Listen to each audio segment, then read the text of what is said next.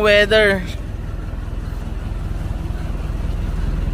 Sa 2 days namin dito sa El Nido, worth it yung mga pinuntahan namin.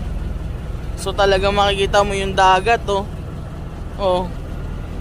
Yung mga kulay green na kulay ng dagat na yan, yan yung nag-aagaw ang lalim at mababaw.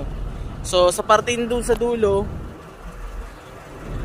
yung sa iba kong mga video na kulay blue talaga, yun ay sobrang lalim. Tapos sobrang puti pa talaga ng mga buhangin at sobrang pino. Yung mga bato na yan, nakaka-amaze din. Yan guys, kung kaya ko lang kayo isama lahat dito, kung marami lang ang pera, isasama ko kayo. Yan, wala akong iiwanan sa inyo. Sobrang ganda. Grabe. Pag si Lord ang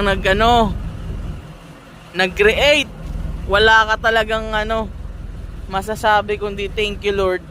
Thank you Lord. Yan. Yung kasama ko, si Ma'am Raya, ay nag-enjoy dun sa dulo. Ako hindi ako sumama kasi wala akong kasyang life vest. Yan. Kaya dito lang ako. Nag-enjoy naman ako kahit wala akong kasama dito. Ayos lang. And I'm happy. Being happy is not always on the deep sea. Kahit saan ka pa, nakatayo, nakaupo, kung masaya ka talaga. Yan. Makita mo lang na maganda ang panahon, masaya ka na eh.